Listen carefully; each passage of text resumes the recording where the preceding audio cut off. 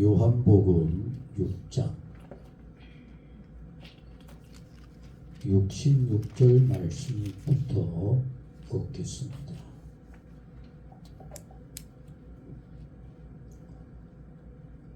요한복음 6장 66절입니다.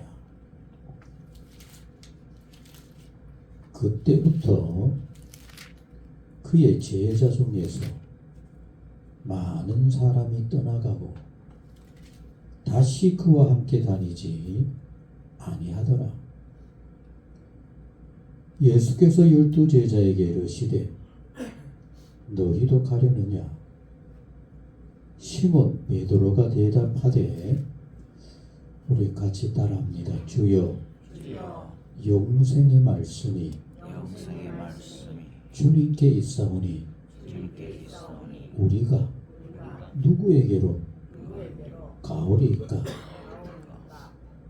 우리가 주는 하나님의 거룩한 하신 자이신 줄 믿고 알았사옵나이다. 예수께서 대답하시되 내가 너희 12를 택하지 아니하였느냐? 그러나 너희 중에 한 사람은 마귀니라 하시니 이 말씀은 가로 시몬의 아들 유다를 가리키시니라. 그는 12 중에 하나로 예수를 팔자르라. 아멘. 아멘. 우리의 모든 것을 아시는 주님, 언제나 주 앞에서 주님 사랑합니다 고백하면서 나름대로 열심히 주님을 섬긴다라고 하면서 과연 주님이 보실 때 주님을 사랑한다라고 하는 그 모습이 합당할까? 주를 섬깁니다라고 하는 그 마음에 과연 주님 때문에 섬기고 주님 때문에 나를 낮추는, 그래 너는 참 잘하는구나라고 할 만한 모습이 있을까? 정말 부끄럽고 두려운 것밖에 없습니다.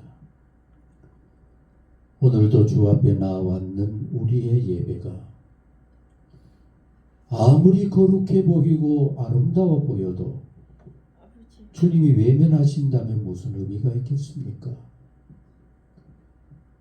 이스라엘 민족이 가장 잘 하나님을 섬긴다고 했던 그 섬김으로 오히려 하나님은 외면하셨습니다. 보기도 싫다 그랬습니다. 우리의 모습이 그러하지 않을까 두렵습니다. 참으로 주님을 사랑함으로 그리고 주님께서 기뻐하심을 위해서 주의 말씀 따라 섬기며 사랑하며 주의 기뻐하심을 힘써 이루며 살아가는 복 있는 우리 모두가 되게 하여 주옵소서. 오늘도 예배하고자 하오니 먼저 우리의 마음을 움직여 주시고 성령으로 충만케 하옵시며 진정 주님이 원하시는 말씀과 소원을 마음에 담아 세상을 향하여 힘차게 새롭게 달려가는 복 있는 우리 모두가 되게 하옵소서. 모든 심령들 오직 주만 향하게 하여 주옵소서. 예수님의 이름으로 기도드리옵나이다. 아멘.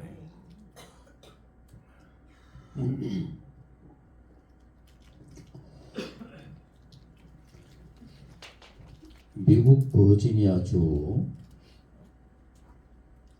좀 외딴 곳에 아주 가난한 모자가 살았습니다. 목사였던 아버지가 일찍 세상을 떠나는 바람에 사모였던 어머니는 남의 집 세탁물을 해주기도 하고 재봉틀을 움직여서라도 돈을 마련하고 집집이 찾아다니면서 청소라도 해주면서 아들 외아들 하나 있는 그 아들을 위해서 할 수 있는 모든 수고 다 하면서 살아갔습니다.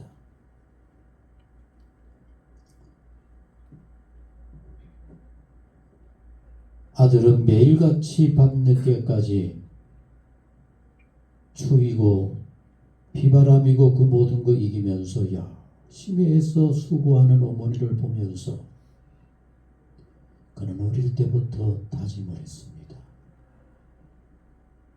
내가 날 위해 저렇게 애쓰시는 어머니, 그 어머니의 마음에 합당하도록 나는 열심히 공부하겠다.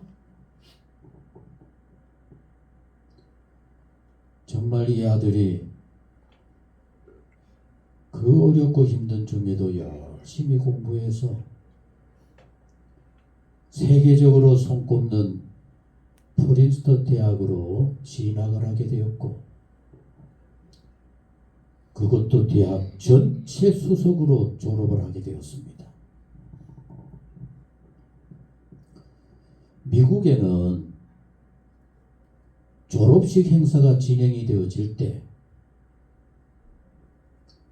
수석을 한 졸업생이 거기 온 모든 사람들 앞에서 졸업 연설을 하게 되어 있습니다.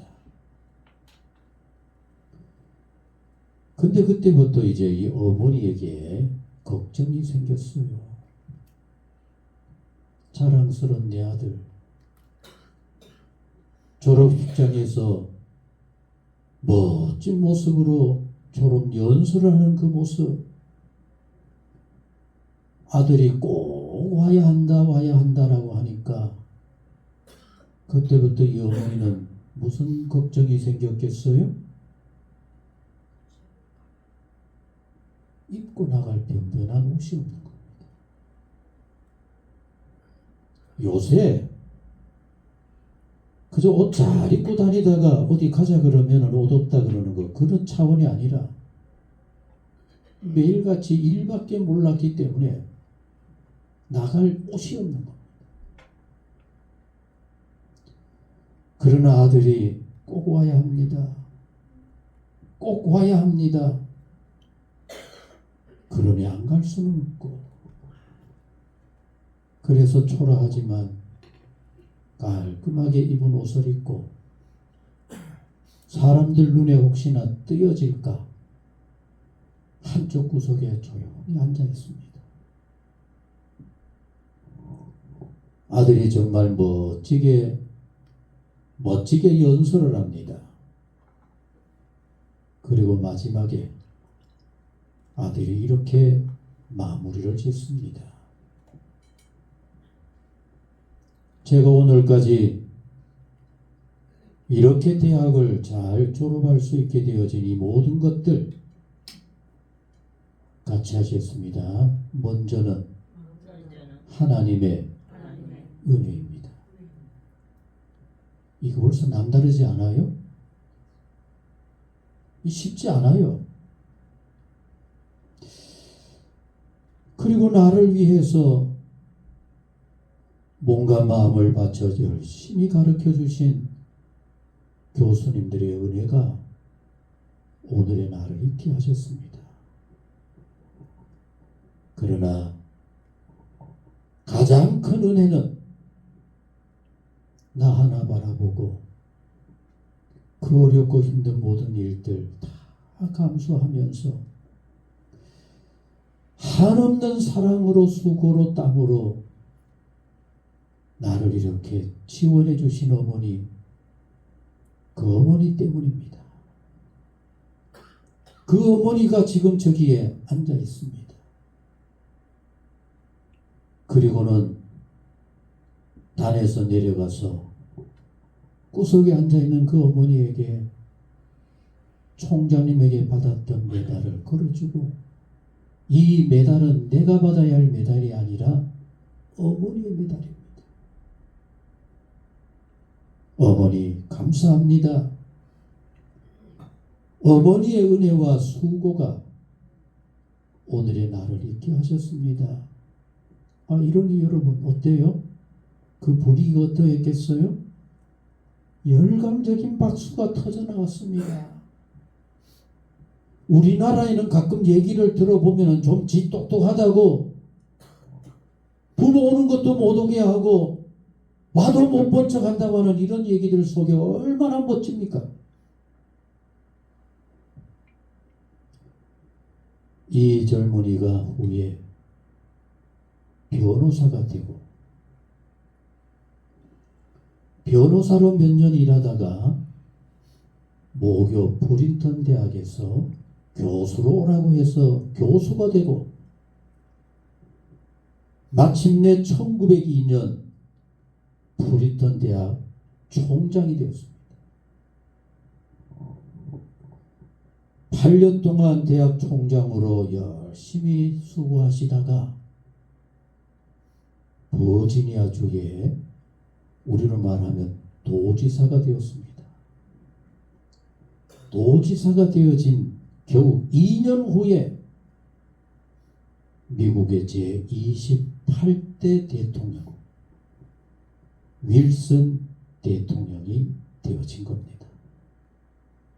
이 윌슨 대통령은 우리 한국하고도 상당히 연관이 많습니다. 뭘까요? 이 윌슨 대통령이 세계의 강대국이든 연약한 나라든 모든 나라든 자기들 나름대로 세상을 헤쳐나갈 수 있는 그런 민족, 그런 나라가 돼야 된다. 민족 자결주의를 외친 겁니다. 그래서 우리나라 3.1 운동이 일어날 수 있었던 바로 그 배경이 바로 이 윌슨 대통령이었고, 그로 인하여서 윌슨 대통령은 노벨 평화상, 진정한 평화상, 그게 평화상이지, 까지 받을 수가 있었던 겁니다. 여러분, 감사는 말로 되는 게 아닙니다. 정말 여러분 하나님 앞에 감사합니까? 하나님이 입으로 감사합니다, 감사합니다 한다고 기뻐할까요? 감사는 반드시 마음이 담기고, 그리고 감사는 반드시 그의 삶이 따를 때 그 감사가 바른 감사가 될 수 있는 겁니다. 우리가 참 가까이 하고 싶지 않은 그런 친구가 있을 수 있어요. 어떤 친구일까요? 참 말은 번지르르 한데 따라오는 삶이 없으면 참 계속하기가 어려워. 그러게 여러분, 우리는 내가 생각하는 내 나름의 신앙생활이 아니라 이제는 하나님이 어떻게 나를 받으실 수 있을까라고 하는 신앙으로 변질돼 가야만 해요. 같이 하셨습니다. 예수님. 이런 뭐 하기가 싫을 것 같다, 그죠? 같이 합니다. 예수님. 사랑합니다. 다시 합니다. 예수님. 사랑합니다. 여러분, 그래도 좀 신앙생활 한다라고 하는 사람들은 이 소리 하는 걸 참 좋아해요. 어떤 사람들은 참 두렵게 생각을 해요. 왜? 예수님을 사랑합니다라고 하는 그 사랑에 따라야 할 여러 가지 책임과 의무가 너무 크기 때문에 쉽지가 않아요. 예수님 사랑합니다라고 하는 이 말 한마디로 끝나버린다고 한다면 뭐 그렇게 어렵겠습니까? 근데 한번 여러분들 생각해 보시기 바랍니다. 요만한 어린아이가 엄마가 이렇게도 챙겨주고 저렇게도 챙겨주니까 엄마한테 뭐라 그래요? 여러분들은 그 소리도 못 들어봤는가 보다, 그죠? 엄마? 뭐라 그래요? 그러다가 지 뜻대로 안 되면 어떻게 해요? 엄마 미워. 그건 사랑이 아니라 자기 필요, 욕심만 채우겠다는 거예요. 어머니의 사랑이, 여러분 한번 따라해 보시기 바랍니다. 어머니의 자식 사랑이 아버지의 자식 사랑과 어떻게 다를 것 같아요? 물론 요사이는 아버지의 사랑이 옛날과는 좀 다른 것 같아요. 자식 사랑이. 그죠? 옛날에는 아버지는 그저 문 밖에 돌아다니는 그것으로 다 했다 생각을 했고, 자식 돌보고 사랑하는 건 누가 한다 생각했어요? 엄마가. 요새는 좀 달라졌지만, 그렇다 할지라도 아버지의 자식 사랑과 어머니의 자식 사랑과에 왜 차이가 있을까요? 그럼 이거 깨달아야만 해요. 뭐 딸바보니 뭐니 어쩌니 하는 소리 하지만, 그래도 어떤 경우에라도 어머니의 자식과 사랑은 다를 수밖에 없어요. 왜 다를까요? 기억하셔야 해요. 같이 하셨습니다. 어머니는 생명을 품는 그 순간부터 좋아하던 커피도 안 먹어요. 가끔씩 술 한잔 즐기면서 폼을 잡았던 그것도 해요, 안 해요? 안 해요. 그리고 10달 동안 어떻게 해요? 너무 힘들고 너무 고통스럽고 여러 가지 많은 불편이 있지만은 지극정성으로 내 속에서 잘 돌보는 겁니다. 그러나 아버지는 옆에서 나름대로 응원하고 뭐 어쩌고 하지만, 요사이는 뭐 해산할 때 같이 들어가서 어쩌고 한다 하지만은 어느 날 갑자기 선물 하나 받을 거예요. 그거하고 어떻게 비교가 되어지겠습니까? 여러분, 예수님을 정말 사랑합니까? 예수님을 사랑하는 만큼의 여러분들에게 뭔가 포기한 게 있을 때 그 사랑이 참된 사랑입니다.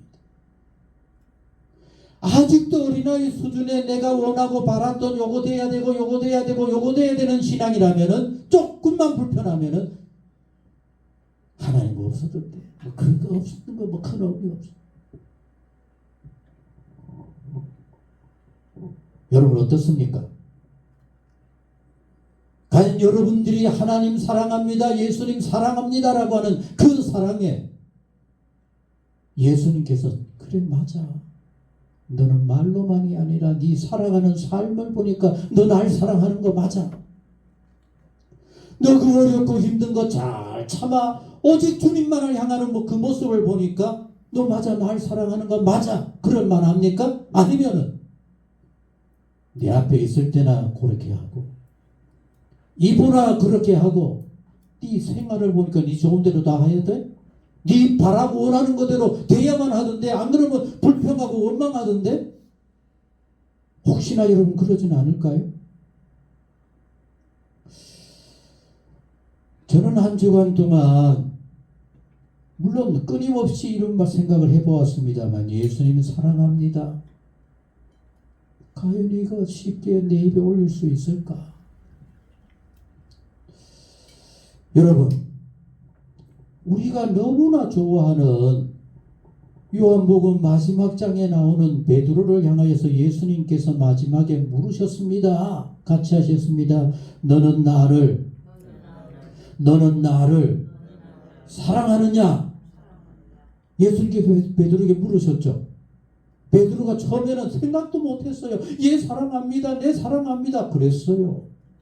그러다가 나중에 그는 갈등을 합니다. 3번이나 물으니까 갈등을 합니다. 과연 이 사랑에 합당할까?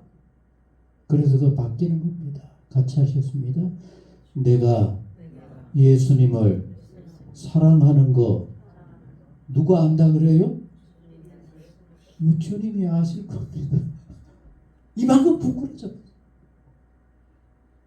그런데 여러분, 예수님께서 베드로에게 날 사랑하느냐라고 물으신 그 물음에 마지막에 뭐라 그런지 알아요? 정말 고민하고 갈등 속에 예수님 사랑합니다, 내 마음을 주님이 아시지 않습니까? 라고 하는 그 물음에 예수님 뭐라 그런지 알아요?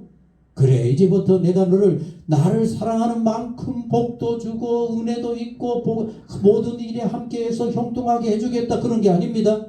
너 주고, 날 사랑하기 때문에 주고, 십자가에 거꾸로 달려야 해. 여러분, 사랑하기 때문에 나는 얼마나 예수님 때문에 포기한 게 있을까? 나 예수님 때 사랑하기 때문에 예수님이 바라지 원하지 않는 거 뭘 바꾸고 고쳤을까? 그래서 어떤 신학자는 이렇게 말씀을 하셔요.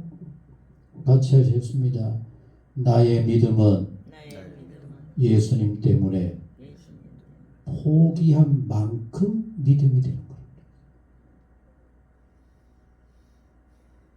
아직도 바라고 원하는 세상 많은 것들이 있다고 한다면 예수님을 향한 믿음 스스로 의심해 볼 수밖에 없다라고 말씀하는 겁니다.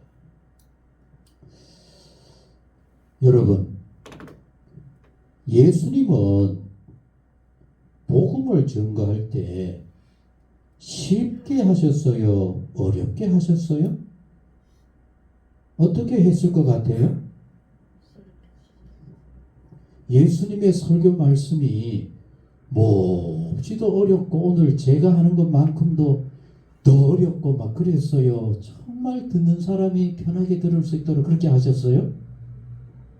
정말 편하게 들을 수 있도록 비유로 이해가 잘 안 되는 거예요. 예수님은 정말 설교를 재밌게 하셨어요. 같이 하셨습니다. 날아가는 새를 보거라. 누가 돌보지? 누가 돌봐요? 아무도 돌보는 사람 없어요. 그래도 너희들보다 더 편하게 잘 지나느니라. 왜? 새 한 마리조차도 하나님이 버리지 않고 보호하시기 때문에. 너희들 저 들에 자라는 곡식을 보거라. 같이 하셨습니다. 거기에 가라지도 나더라. 가라지 나요 안 나요? 잡초가 나요 안 나요? 누가 뿌렸어요? 여러분, 그 예수님께서 말씀하시기를 너희들의 신앙도 마찬가지야. 하나님의 말씀대로 산다. 말씀 기억한다. 말씀 암송한다. 말씀을 마음속에 새기고 말씀대로 살아야지. 그런데 나도 모르게 마귀가 와가지고 예수님 싫어하는 쭉정이 같은 가라지를 심어 놓는다는 얘기입니다. 얼마나 재미가 있는지 몰라요, 여러분. 그런데 예수님의 진리의 말씀, 하늘나라 생명의 말씀이 그렇게 쉽기만 할까? 같이 한번 읽어보십시다. 시작. 자, 다시 합니다. 시작. 참된 양식이요 내 필은 참된. 여러분, 예수님의 살이 우리가 먹어야 할 양식이래요. 그거 먹으면 사는 사람을 뭐라 그래요? 우리는 식인종이죠. 왜 대답을 못해요? 그러니 여러분, 이거 이해 안 되는 사람들은 뭐야? 우리를 식인종으로 만드는 거야? 기가 막히는 겁니다. 이건 도저히, 여러분, 그럼 이걸 뭐라 그래요? 자, 같이 읽겠습니다. 시작. 먹고 내 피를 마시는 자는 뭐라 그랬어요? 내 안에 거하고 나도 그의 안에 거한다. 여러분, 이리 보세요. 예수님이 여러분과 함께 하심을 믿습니까? 왜 여러분과 함께 하실까요? 왜 함께 하실까요? 성찬에 참여하기 때문에. 예수님의 살을 우리는 언제 드셔요? 성찬식에. 이렇게 귀중한 겁니다. 그런데 이걸 여러분, 이때 당시에 사람들은 이거 알고 깨닫고 아멘 그랬을까요? 못 그랬을까요? 상상도 못해요. 뭔 졌다고 소리가 있어.